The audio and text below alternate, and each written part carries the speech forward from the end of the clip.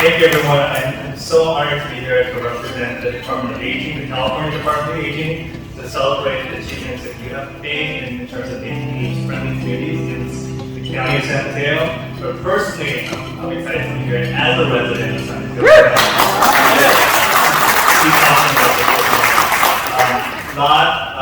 Did I grow up in San Mateo County? I've been here about 8 years, but I definitely know the value of aging as I grew up in Southern California.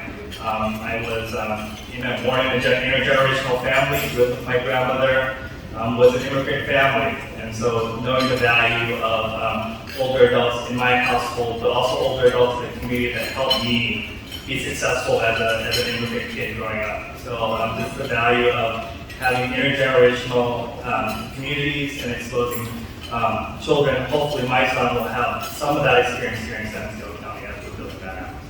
Thank you.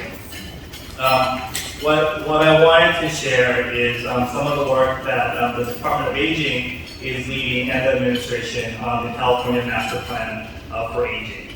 And this has been a work of over 18 months of stakeholder engagement prior to the pandemic in 2019, and then the report was released in 2021 of January.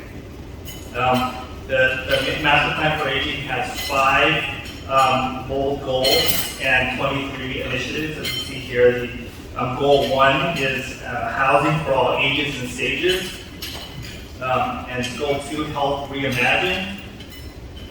Goal 3, inclusion and equity, not isolation. Goal 4, caregiving that works. And goal 5, affordable aging. I'll go through the goals a little more with some of the initiatives and provide a few updates on the different progress that's made to this work. So for goal 1, housing for all ages and stages.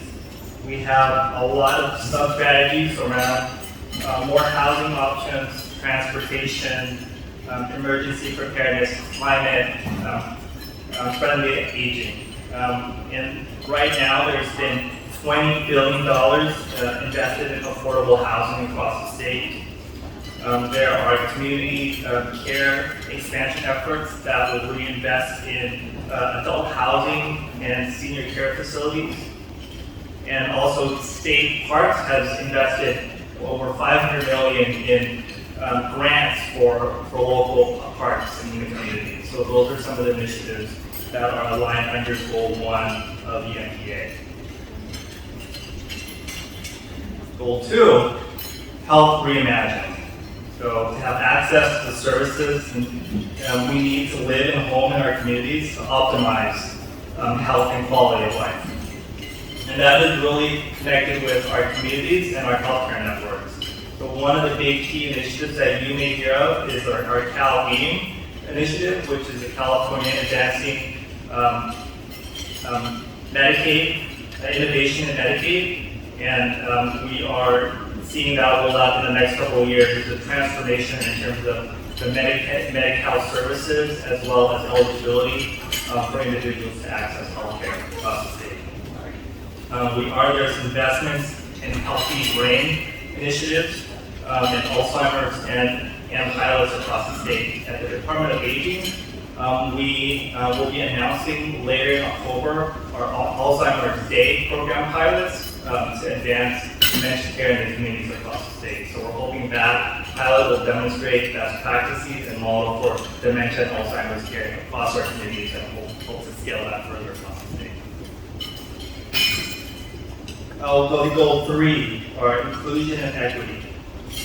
There is strategies to increase inclusion, equity, and aging across our different areas and programs. One of the big key things that we saw during the pandemic was the digital divide. So addressing digital inclusion and equity across the state. At the Department of Aging, that's one of our key initiatives, is to help address loneliness, so high risk of loneliness and isolation during the pandemic by providing access to technology, connectivity, and then the training and the resources to help people get connected.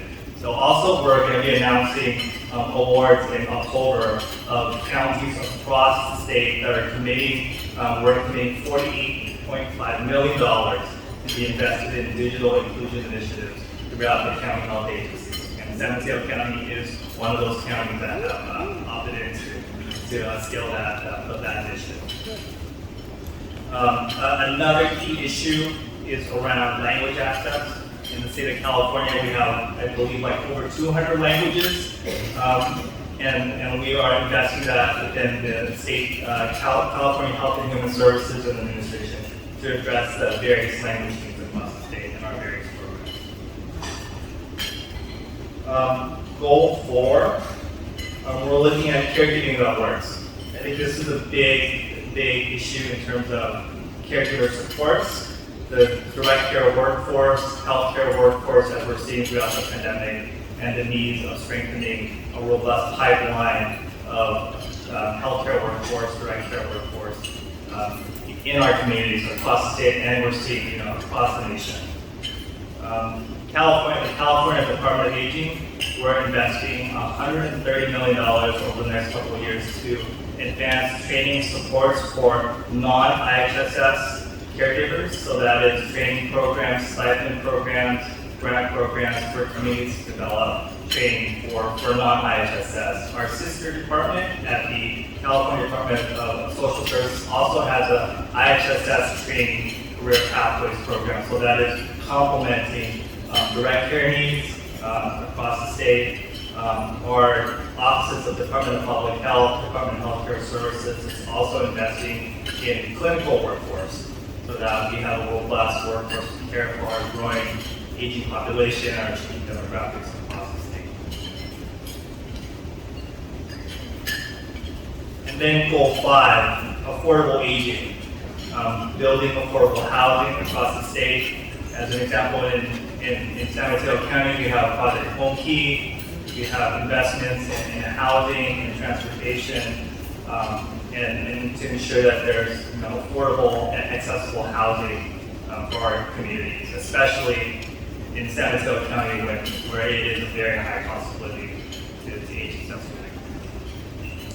We wanted to share a little bit of the progress of the Master Plan for Aging over the past year. So the chart you see on the screen there is just showing the different initiatives in terms of the state budgets, the additional funding from legislation, to implementing all these different initiatives across the Master Plan for Aging.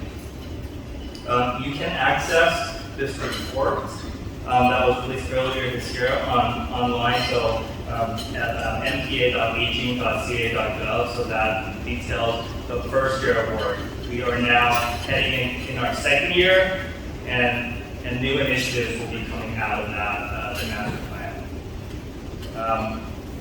We wanted to share just our continued engagement with various communities, stakeholder communities listed here. We have our Impact Stakeholder Committee, which is the core committee driving the Master Plan for Aging development work. We have our Disability and Aging Community Living Advisory Committee. This was formerly the Homestead Committee, if you all have familiarity with the history of the Homestead Committee.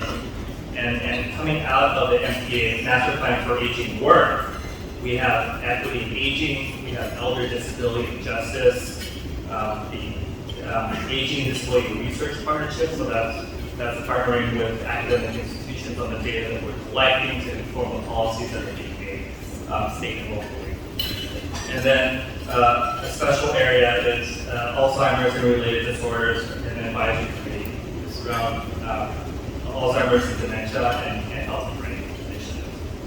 So those are all the different things that continue to go on at the Department of Aging with the California Health and Human Services Agency, engaging different stakeholders and partners to really plan out for the Master Plan for Aging what aging will look like in 2030 for the state of California.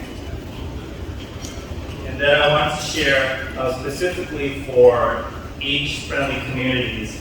CDA will be launching a local aging disability plant granting program early in 2023. So this will allow grants of up to $125,000 to communities to begin to look at opportunities to build their communities, to do their planning for age-friendly communities. So that is an opportunity for, one of the first steps for communities that have not done this work to use some grant funding to begin to plan.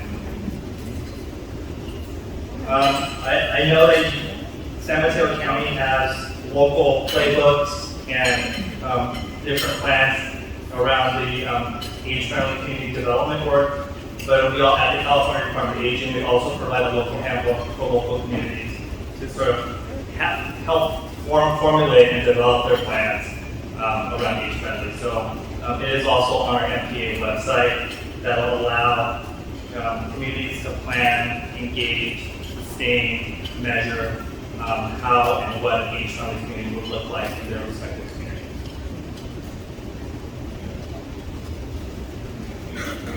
And then, as I mentioned a little bit previously, data. So data is very important in terms of making policy and program decisions. And we at the California Department of Aging are collecting data from across different local, state, and federal into a department CDA data dashboard around aging. So we continue to include local data, resources, building on income data, disability data, education, socioeconomic, SOGI data, in terms of informing the policies around aging. Right now we have about 3 dozen indicators around measurement of our outcomes and indicators, and we're continuing to collect more and develop as we get more information from our partners around data collection. And I also want to share, next week we are having a meeting in Sacramento in person. It's California for All Ages and Abilities, a Day of Action. It is culminating the work of the California National Plan for Aging so far, defining what are the priorities and initiatives for the next year to come. So this is available in person and also online. So now you can stream. We're sold out for in person. We're bidding for we have 900 registrations, and but we encourage everyone to participate in the full day sessions. We have different speakers, agency representatives from the governor's office, and our partners around what are the priorities. And then we also want to get feedback from the stakeholders and you all to provide feedback on what are the most important issues that you're seeing in your community, so that we can really implement the master plan for aging successfully in the year to come. And then this final slide is in terms of the resources that we have at the Department of Aging, and then resources from our partners. So that is available to you for this slide as extra information. And then our last slide is just, again, our information on the National Plan for Aging website. So that's mpa.aging.ca.gov. So we continue to post all our public meetings, our different stakeholder groups, so that you can be engaged in what's happening at the state level, but also being able to share what's happening at the local level, so that we're making, aligned policies and plans.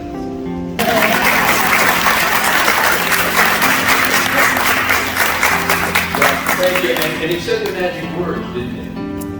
Grants are available for $125,000. So that is wonderful. But please, again, one more time, please thank the Deputy Director for being here